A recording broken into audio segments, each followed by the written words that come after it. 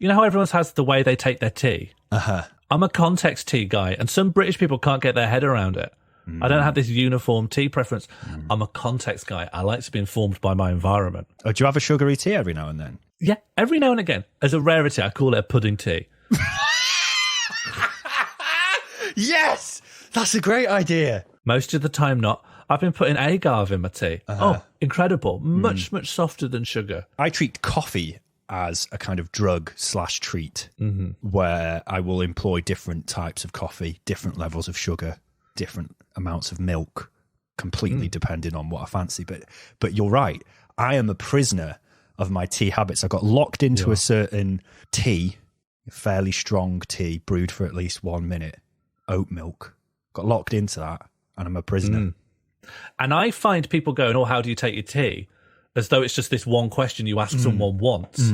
As mad as like, what do you have for dinner? Wow. Well, different things. Oh, what's your dinner? Sorry, I eat different things on different days. I'm guilty of that. I will. I won't ask, how do you take your tea? If I'm making someone a brew for the first time, I'll be like, oh, how do you want your tea? And then I will take that as baseline. And I shouldn't. Yeah, and I have this. People go, do you want a tea? Yeah, I want a tea. No follow-up question. Yeah. They go away. And then I you're get a rude. tea I wanted a week ago. Yeah, you're rude. That's a different tea. You might be feeling sad. You might want a pudding tea for a pick-me-up. You've been on the bus. Well, that's or the something. problem. Yeah. It's because if I wanted a pudding tea on my first tea from an individual, they'll pudding me, and I've not even had my main, because you can't undo that. You can pudding a fi, but you can't unpudding a fi. Oh, shit. You got to be really careful then. Yeah. I've got to put salt on it just to undo. Add a bit of savoury, put some soy sauce in. Henderson's relish.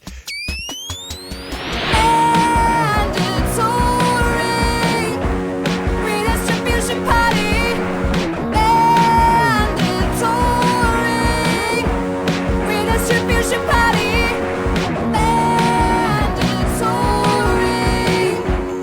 Redistribution Party.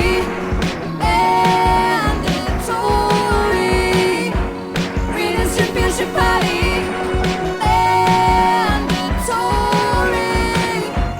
Redistribution Party. Redistribution Party.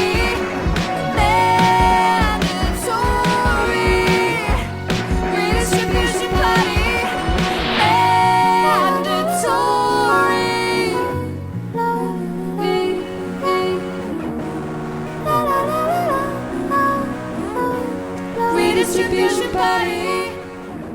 Hello, and welcome back to Mandatory Redistribution Party. I'm Jack Evans. And I'm Sean Morley. Are you hungry for Mandos? I hope so, because this is the Food Ep. And I'm hankering for a delicious bite. We're going to talk about how our relationship with food is shaped, some might say fucked, by market forces. How has Stressbrain Moneytown distorted our relationship with acquiring, eating, and paying for our beloved heaps of slop? Big thanks to everyone who shares our episodes on social media, those of you who have left us a review on iTunes, and people who support our work on Patreon. We genuinely notice and appreciate it. And if you're feeling flush and want to pop us some quid on patreon.com/mandatory redistribution party, you can chow down on some extra content and feel a warm glow from the gratitude energy we'll be sending from our brains.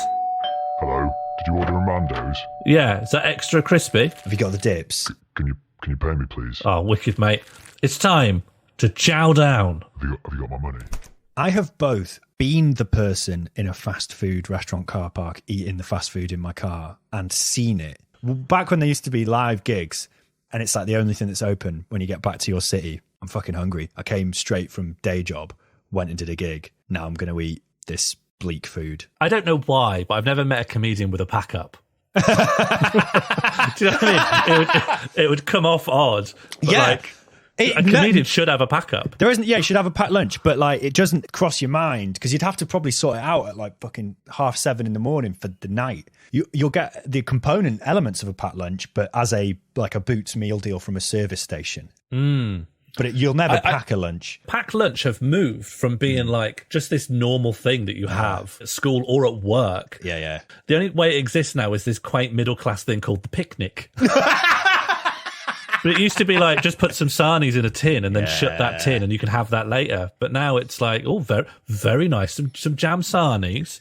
You can lay out a little towel. Oh, and there's people who have like the most elaborate packed lunches in the world where it's like you've got oh, it's some of last night's onion bhaji, and I've also got 2 tiny pieces of Tupperware full of seeds and nuts.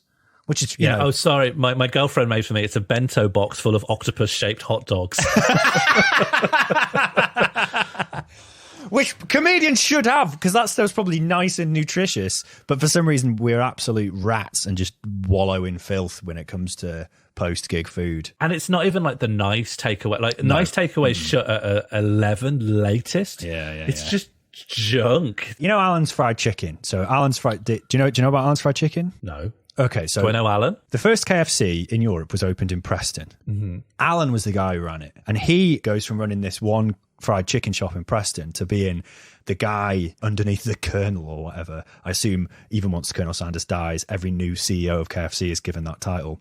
He runs like the European wing of KFC. He eventually split off in a faction from main KFC. I can't remember the specifics, but they have the picture up in all of the Alan's fried chicken restaurants of like Alan stood with the Colonel, and it like tells the story of this tale or whatever. And as far as I remember, it's something to do with gravy and KFC introducing some like packet gravy to cost cut and boost the profits. Whereas Alan's like, no, I'm from the north. We have to have the real gravy. So he leaves. That might not be true. It sounds so plausible that I'm just going to believe it. It's what I believe and will continue to believe, even if you prove me wrong. So the Alan's Fried Chicken, which has, in some ways, the OG original KFC gravy from his era, which I'll tell you now, and I'm saying this as a guy who's been veggie for years, that gravy is incredible. That gravy is incredible. I've only ever met one person who was not hot on that gravy. They said it had too much nutmeg. Fair enough, if you don't like nutmeg. But there's a bit of nutmeg in there. But... yeah, watch out. Watch out. Warning. That's my one flag, is if you don't like nutmeg, there's a little bit in there. So I'm just putting, I don't want to screw you over. But if you generally like a quality gravy, this gravy is incredible. I caught one of my ex-girlfriends drinking it from the tub. That is, like, was she like that normally? No, that was unusual behaviour. That was unusual behaviour. And could have just been characterising this person. And it's just what she was like. It's incredible. And that is the Alan's Fried Chicken used to be open late, so after a gig you'd hit that. But Alan's Fried Chicken, other stuff other than the gravy, is so hit or miss that it's just not worth it. And then next to Alan's Fried Chicken in Fallowfield in Manchester, on the same road, a couple of minutes away, is Chicken King. Now, Chicken King, classic, sort of independent chicken shop. Their chicken, the gravy is bad. Their chicken is unreal. So here's the play. Mix and match. You listen, buddy. You go to Chicken King. You put your chicken order in. While it's cooking, you pop down to Alan's. You buy a pound. You give them a quid. It depends how much you want. You give them 50p, give them a quid. You get a tub of the gravy. They will find this strange. No matter, even if you do it more than once, arguably they find it more strange every time you do it. Do it. Who cares, right? The gravy's so good. Their chicken's hit or miss. While you're in there, have a little look at the story about Alan and the Colonel. Go back to Chicken King, walk in, conceal the fact that you've got a thing from a nearby competitor chicken shop. They are going to find that strange. They may comment on it. Remain strong. You get your Chicken King chicken, which is reliable quality chicken, and you combine the two. Incredible. Now, I believed myself to be a pioneer of this activity. Having talked about this comes up in like post-gig food, I found 2 other comedians who had independently come up with this system. Wow. Sam Gore and Phil Ellis. Veterans. Vets. It's incredible. That gravy is incredible. But like, do you know what I mean? You're not having a salad at 1 a.m. And something's happened, like culturally, where that's unacceptable to even think about. I get it with breakfast. Right. I get that there's a different palate necessary for your body at breakfast. Yeah. But at night, I don't think there is a certain kind of food that's helpful to your body more. But culturally, you have to eat like rancid meat. Yeah. And then you start going like, would I think this was delicious if I was ordering it at 6 p.m. and not after like a 3.5 hour drive? Yeah. Would I get this at a lunch at like just 2 p.m. in between doing work and just thinking about my life? Would I stop a task eat this particular meal and then resume a task that required concentration. Yeah. And I as well, like when it's not like I found out about animal suffering and then became a veggie. It's like I knew all that information still at the time. But when you're like hungry, you know, wherever these places are getting their chicken from, it's like chicken hell. And you just do not fucking care. You do not care about the conditions of the chicken. You don't care about the conditions of the workers in the chicken factory or in the, you know, the restaurant or whatever, the takeout. You just fucking want food. Yeah, there's some kind of like ethical version of the marshmallow test. And on the way back from a gig, you would fail that, and you'd fail the normal marshmallow test. You would just eat the one marshmallow. Didn't something come out recently that like completely changed how people see the marshmallow test?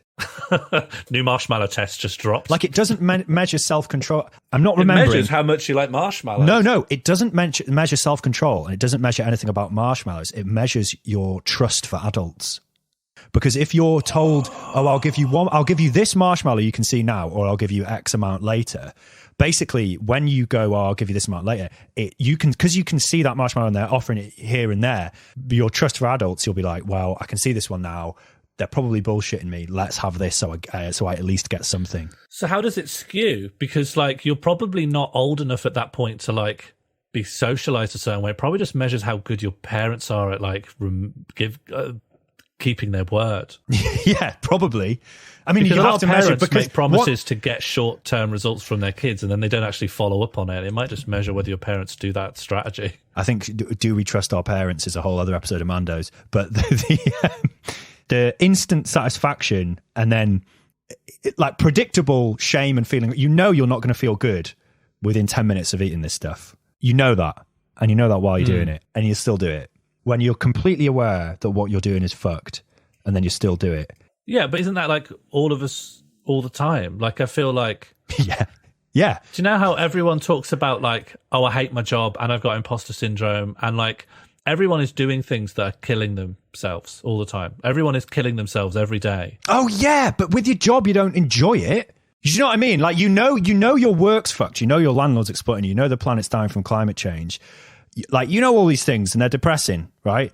But in that moment when you're smashing down a Big Mac, you know all those things, you know all these things, and you also go like, oh yes, like that's what you're saying when you're eating it. You might be saying, oh yes, fuck, and like you feel incredible, and you know you are immediately going to feel bad, but you still feel incredible. You're right. It's different from the cognitive dissonance of just trying to exist under late capitalism, because for most of those other things, you're not going, oh yeah, this is good. Yeah. And you're also looking at the other person who's also eating it and going, it's good, isn't it? You know, like a good meal where you can't keep it to yourself that it's good.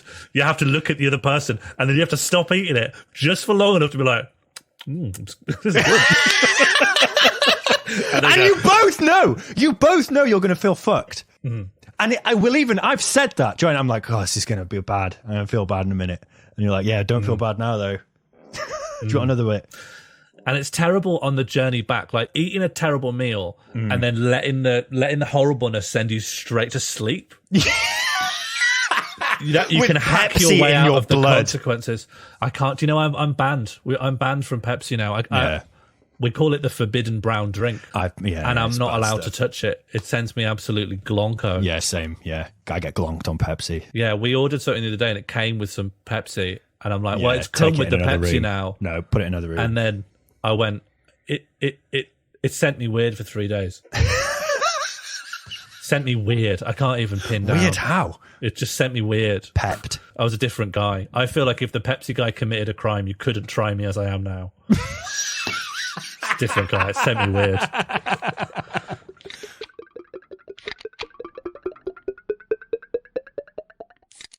I think fewer people cook than ever. Do you think? Cooking is going down. Is it? Is it not? Surely cooking's going down. Sorry, I just believe it without looking up. I cook. Do you cook? Yeah, but I don't think we're representative of the population. Who's not cooking? Do you think there's people that are just pure wall-to-wall Uber Eats? How have they got the money to do that? YouGov says in 2017 that 1 in 8 Brits avoid cooking from scratch. That can't have been true 50 years ago. Where is the line that's cooking? Because cooking from scratch could mean something very specific. Because what does from scratch mean? You hunt and kill the animal yourself? In 2018, The Independent reported that 1 in 4 British people can only cook 3 recipes. Fuck. That tells me cooking literacy is diminishing. And I'm going to define cooking.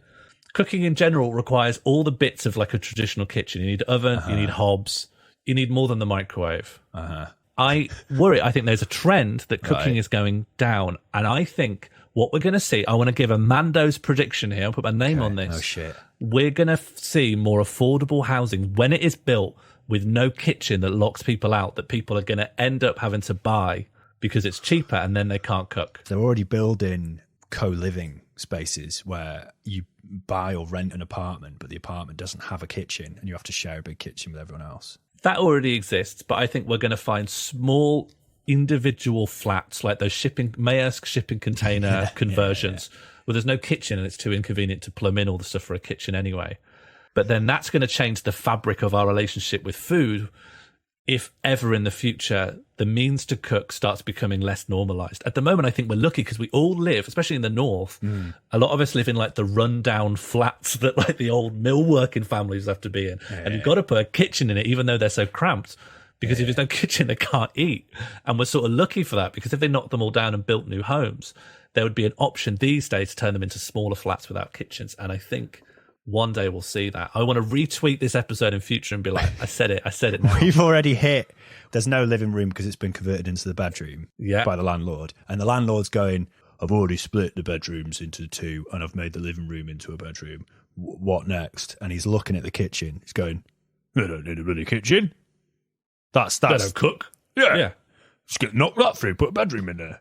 And I think with so few people cooking, I think there would be people who support it. I think there would be loads. I can see some policy wonkish kind of people being like, this is actually a huge benefit for the poor. Because then they don't need to be spending extra rent and extra floor space on this room they don't use. We can decide what they eat. A boiled egg every day. It's wrapped up in a little baggie and it's poked through the keyhole until it's scrambled. Yeah, it's those really fucked children's dinners that whatever that private company provided. Yeah. Where it's all like a quarter of a tomato in cling film. Yeah, a drawing of a Twix wrapped in a worm. I will subscribe to your prediction, but I also want to know what the 3 meals are. So it's going to be bolognese. Yeah. What are the other 2? A baked potato. I don't know what the Independent's like standard for cooking is. So I think I'm going to rule out, based on it being the Independent, that beans on toast doesn't count. Well, this is my thing of like, where is the line of cooking? Oh, actually, I brought it back up and I can tell you what the 3 meals are. Spag bowl, you got it. Beans on toast does count. And then bangers and mash, which actually, mash is involved. Mash is involved. Yeah, you could live on those 3 things. I'm not making a judgment on it. I just think there's a trend that's happening. And of course, it's not people just becoming lazy or willing to cook.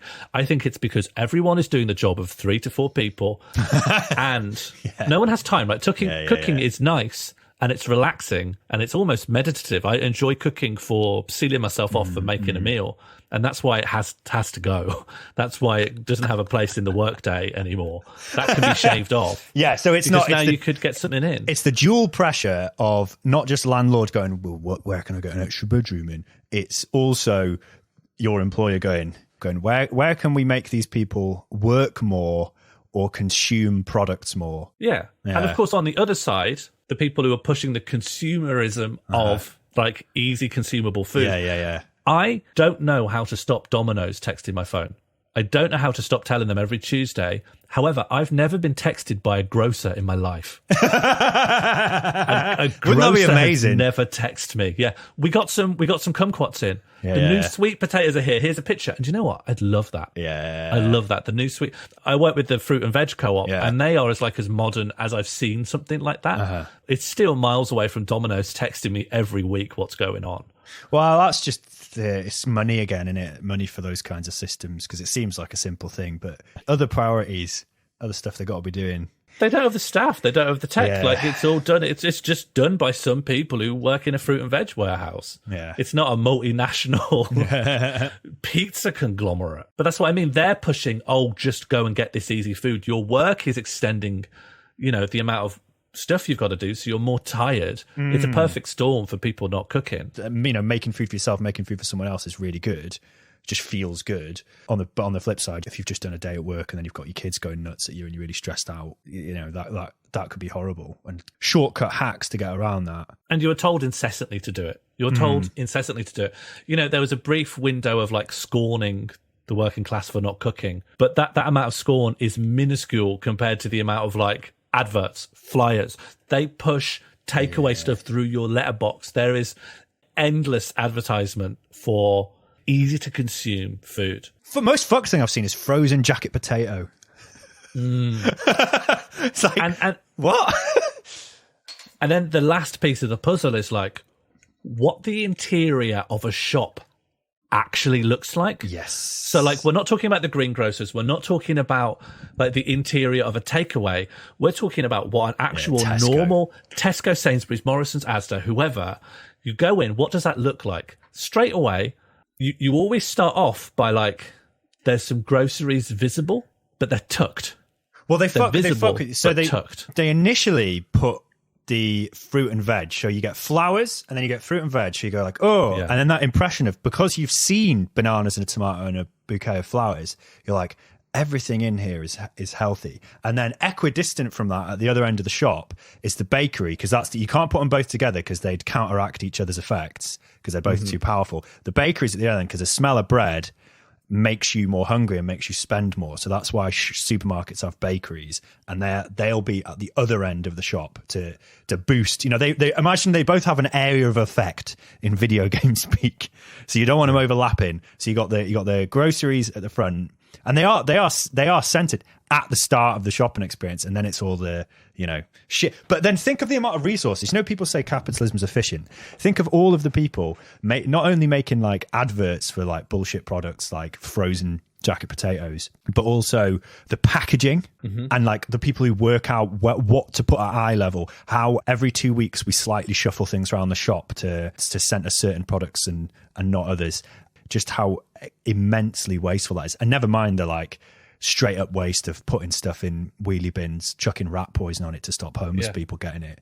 Like the one that really gets me is the fish counter, which has ice underneath fresh fish, and then a fucking hot bulb to light it up to make it look shiny and nice so you want it. Shops are hostile architecture in like every sense of the word. They're bad vibes. And we mentioned like fruit and veg and flowers being at the beginning.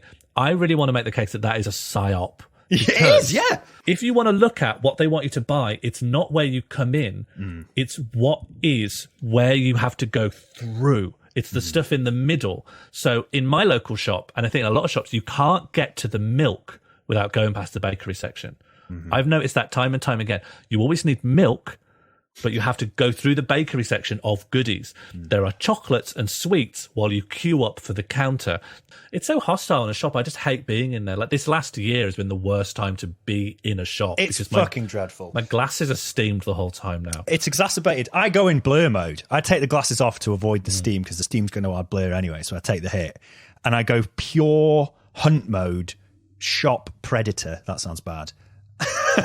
Where I just target. You're hunting for products. I know exactly what I want, and I will make a beeline for precisely those things. But I was already like this pre-COVID, but now when it's like there's people who are a danger to my health, and I also, my presence is a danger to the workers in there. I'm like, I'm going to spend as little time in here as possible, and I'm going to take the most efficient and safest route to each thing I want. I'm going to get out, and that is the joy in shopping for me. It's over. I did it efficiently. Supermarket, you're right. The supermarkets is like architecturally, they are by design hostile. Like it's you're going for a thing you need. They are not helping you do that. Yeah, and the shops are hostile architecture designed to sell certain kinds of product. They want to sell easy consumable food. They want to sell meal deals. They want to push the snack food, and they want to push the stuff that you can pick up, put in the oven, and just take out and eat. That's what they want to push front and center, and stuff that you actually need to use to cook, to use to design a meal of your own creation. That is tucked into the far edges, the corners, the far away aisles, under the knowledge that people that want them are going to go and find them anyway. But anyone who's anyway susceptible or tired or stressed, which the shop is designed to make you stressed, they're just going to pick that up. And that creates this perfect storm where cooking is going to go and kitchens are going to go with them. Everything will be delivered through a pipe. Children won't know the word kitchen. They'll just be in a room that for some reason is tiled and cold. And Tesco will be making bank somehow. Big bank. Yeah, you go there for the sink. Pop in a coin, you get to use a sink. So, do you know what I have very mixed feelings about? The concept of a restaurant. There's elements of restaurants that I like. Like, I love eating food that I can't cook myself, or at least not well. You know, like pizza in a big fire oven, or like baklava, or onion bhajis, or like really good sushi. You're never going to reach the level at someone who just does that all day. But then on the flip side, the restaurant industry and how people who work in restaurants are treated by their bosses on one hand and customers on the other is monument. And I'm not just talking about Mackey's, I'm talking about like... Oh yeah, even a nice restaurant is I'd say ballistic round the back. Like a posh... Nuclear. Even a posh place.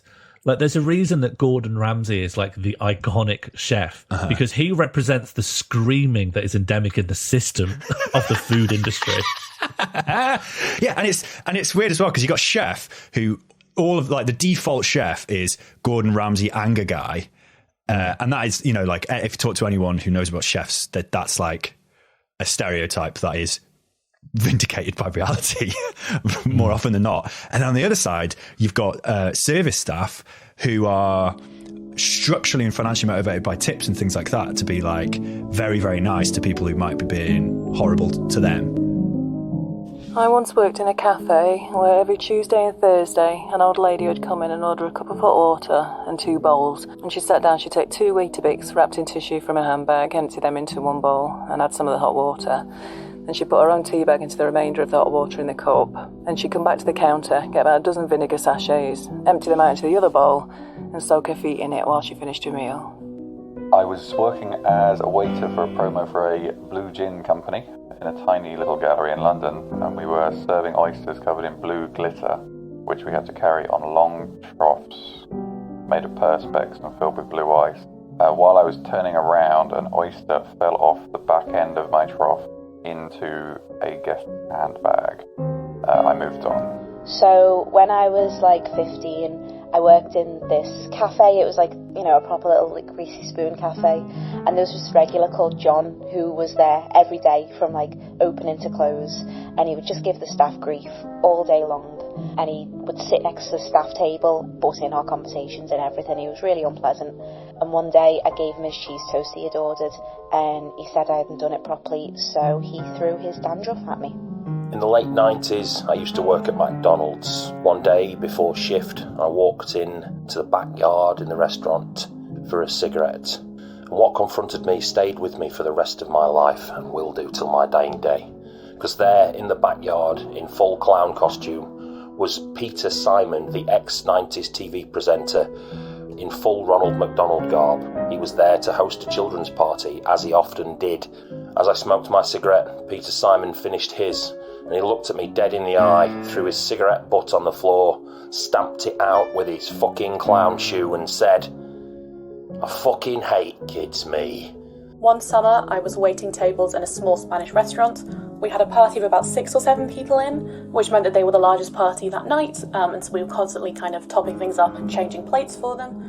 And a couple hours into the meal, slightly after they should have already freed up the tables anyway, I brought over another bottle of cava to top everybody up, and the lady who had booked the table saw me, turned around and properly started to kick off because I had dared bring this subpar sparkling wine cava to the table when she and her friends only ever drank Prosecco. Never mind the fact that because we were a Spanish restaurant, we only served cava, and she and her friends had already been drinking it all night.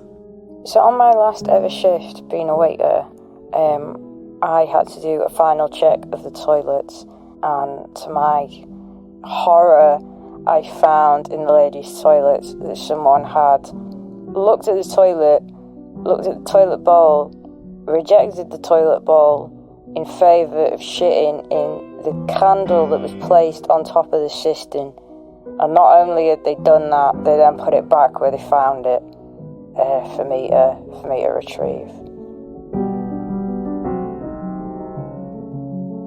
And also, everyone's always motivated by the ambiance. Even if you're not getting tips, Yeah. you need to just one person kicking off means you won't get other custom, which means the place will have a bad evening. Like one person. Do you know there's this little street in Belgium which is like all the posh restaurants are all on this one place, and at the end there's a fish place where the king likes to eat. It's got this plaque being A chippy. The king likes to eat fish here, and this is his seat. And all along the way, because it's like Belgium doesn't really have any like tourist zones. It only really, in Brussels, it just has like, there's a place called Le Grand Place, which is just the big place. That's like the and you got the little pissing baby. That's like Belgium's tourism in a nutshell. And so I also one street, want the Grand Place to be the fish restaurant as well. Oh, the Grand Place, that would be very good. That's what it'd be called in England. Unfortunately, it wouldn't pass all the language laws. I'm afraid you probably can't, because of Belgium's very strict language laws, probably can't have a pun that only works in one language because it would be deemed sectarian. Do you know, side note before we carry on, I one of the things I love about British takeaways is that at some point someone did the pun Codfather, and then someone looked at that and went, oh yeah, Godfather. And then there's places that are straight up just called like Goodfellas, because they're like, yeah, that's a gangster movie. And you're like, whoa, you've missed a few steps here. You've just called your kebabi Goodfellas. It's like a game of telephone where like the meaning slowly drifts away. Yeah. There's one in Hull called Scarface that just has a picture of Al Pacino on it. Someone's come late to the party and they're like, we just called chippies after gangster films. Is that not the trend? Is that not the trend here? There's a place in Birmingham that I used to like called Pizza Hack. Yeah. And I'm like, it sounds a bit like Hut, but like, what are you going for there? Pizza Hack. Pizza Hack. What does that mean? What does that mean? Yeah, it sounds either like you're physically going to slice them with an axe, which, let's be honest, that would be a selling point. If you could see it. Yeah, you wouldn't order takeout, but if you could see it. So the king goes to this fish place. well remembered.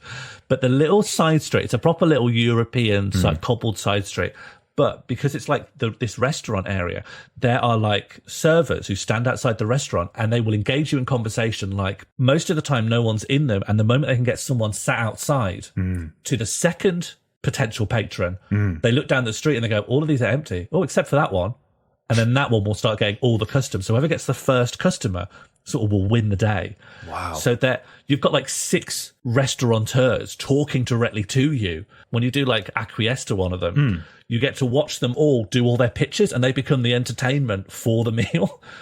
And these guys can speak like 12 languages. The business model of restaurants is weird because it's got this like ebb and flow of it'll have these like ruthlessly horrific peaks where everyone there is like the most stressed they've been. And then it might have horrible. Yeah, these lulls, which is what tipping is really about, because tipping is like you can get away with putting the wage less. So when it's the lull, the boss loses a bit less money. The staff are getting some of the money from the peak, but it basically insulates them and turns the staff into like little mini entrepreneurs as well. It's like a means of control. So I've had 2 food jobs, but I was always around the back. Yeah, so I never got to engage with tipping. I don't quite understand. Tipping only goes to like the tip of the iceberg of the production. When you're like round the back chopping up vegetables, none of that tip. No one comes round and goes, here's your tip. The version of this that you get in the UK is like they pool the tip and then distribute the tip. Sometimes not exclusively with waiting staff, but with everyone.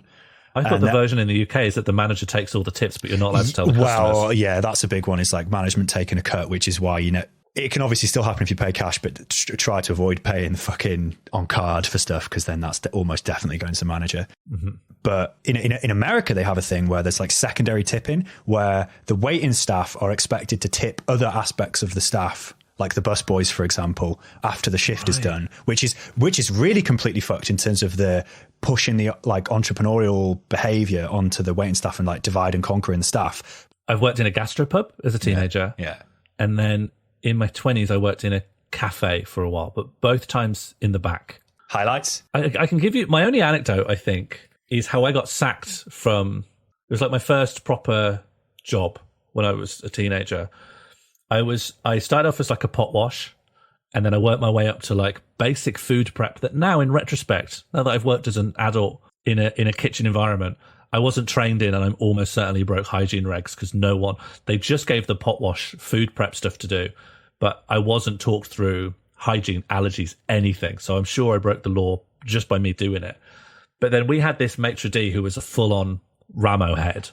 This was like a reasonably posh pub round the front, but round the back it was just kids from the community who needed extra money, so it didn't have the same vibe. And the maitre d' would go like ballistic mode, especially on like Friday evenings. I think it was a Friday evening. And he like appended to the end of a rant, like he saw like a stain on the floor, and he said, "And you're going to mop this up right now." I said, "Okay, just need to do," and he said, no, just need to. You're going to mop it up this instant, and then stormed out. And I said, "Oh, okay, fine." So I grabbed the mop, I mopped it up instantly, right? Yeah. Mopped up the whole stain, wrung out the thing, and then picked up the wet floor sign, turned around like 180. Turned around back to what I'd mopped, and the maitre d' was flat out on the floor because he stormed out of the room and then stormed back in from the same door and then slips on the water that I had just mopped because he told me to mop it instantly. And he had twisted his ankle, and I got sacked the next day.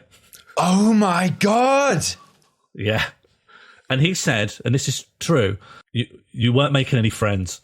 We weren't making any friends, get sacked.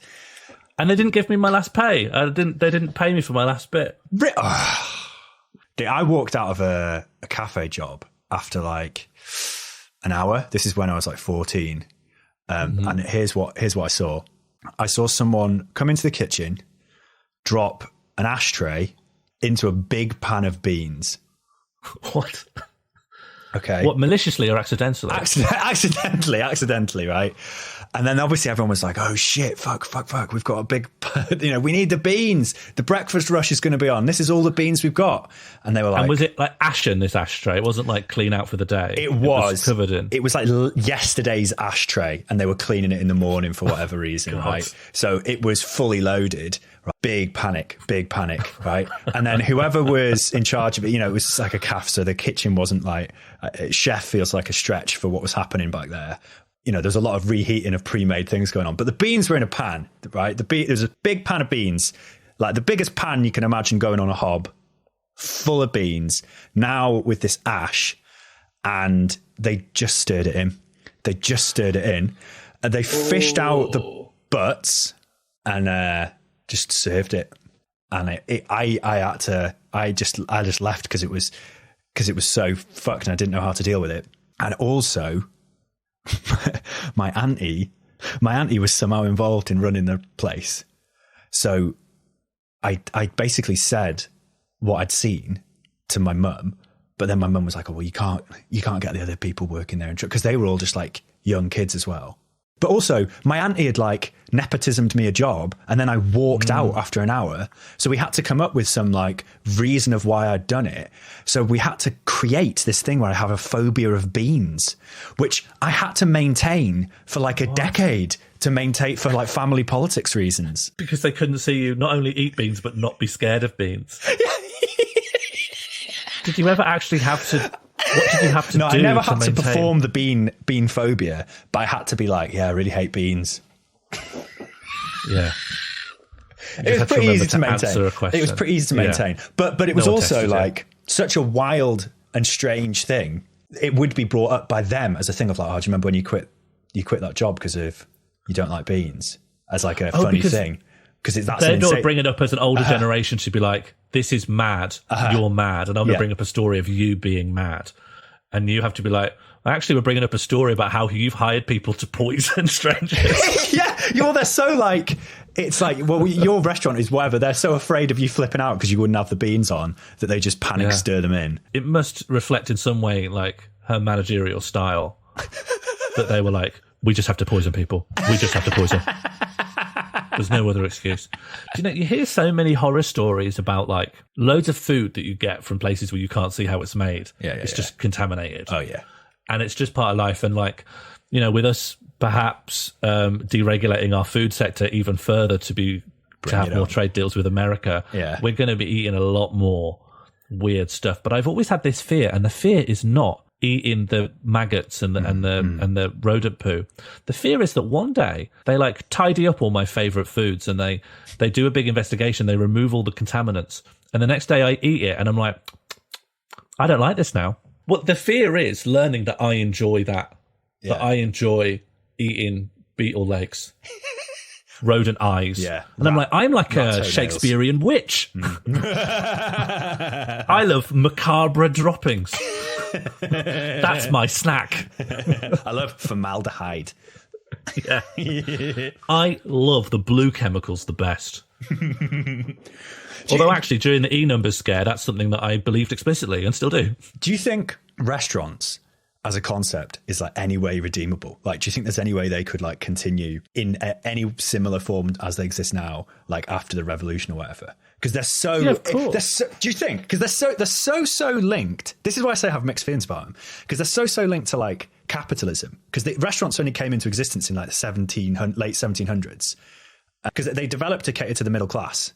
The capitalist class explicitly, because the aristocrats don't need restaurants because they've got like servants in their houses, right?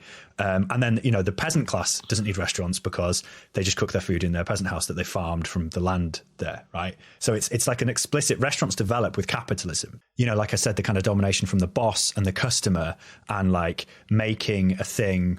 So there was domination already. The relationship between like the aristocrat and the servants and the relationships in the home of like patriarchy. And that's like relationships of domination.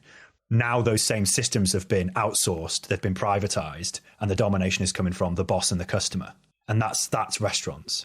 So it becomes a capitalist form of control rather than one based on kind of the aristocracy or the patriarchal family. And then just to take it up to the modern day and work out why they feel so ingrained is because people just don't have the resources to make a sufficient amount of meals per day based on the amount of time they have when they're not working and how much energy they have left.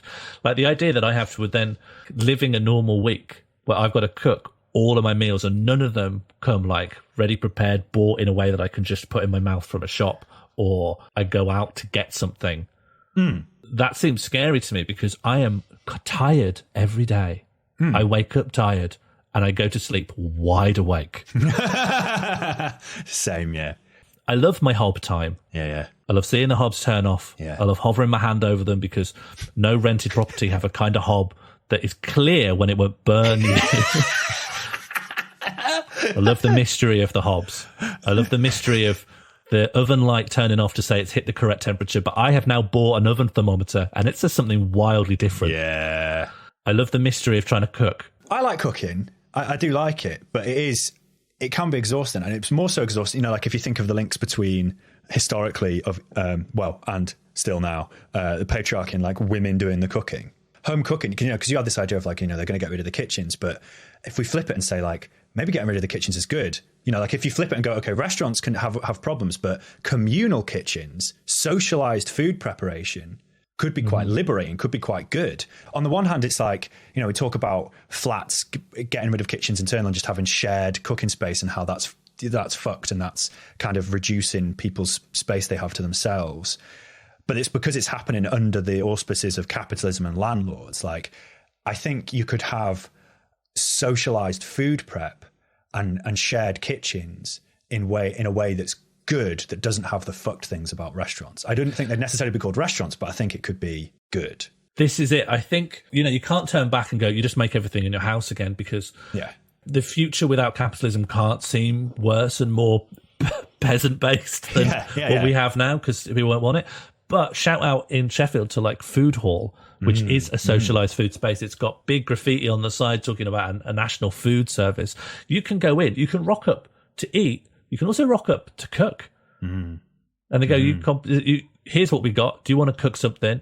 You don't get paid for it, but you can also eat as well. You can eat. I mean, it does mean like it's probably going to be you need some kind of like system to make sure it's not hit or miss poison, but you can do that. You can do that. Unless That's the not poison outlandish. tastes good.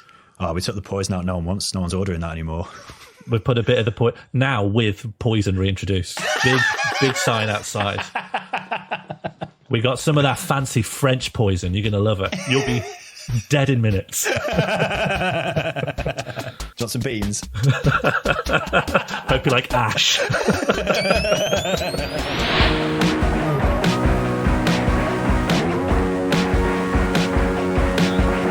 Mandatory Redistribution Party was created and produced by Sean Morley and Jack Evans. Our title theme was created by Ella Jean, with additional music from Ludwig van Beethoven. For the Restaurant Worker Horror Story compilation, we want to give special thanks to, in order of appearance, Karen Finch, Twitter handle Finchy Poos, Duncan, Twitter handle Fortunes for Fun, Ashley Booth, Twitter handle GWiz52, Tom King, Twitter handle It's Tom King, Clementine, Twitter handle CLOV_A, and Hannah Platt, Twitter handle Hannah the Platt. Solidarity with all food industry workers out there, and thank you for listening. Thanks also to those of you who support us on Patreon or share episodes on social media. We appreciate it. Hope everyone's staying safe and feeling okay. See you next time.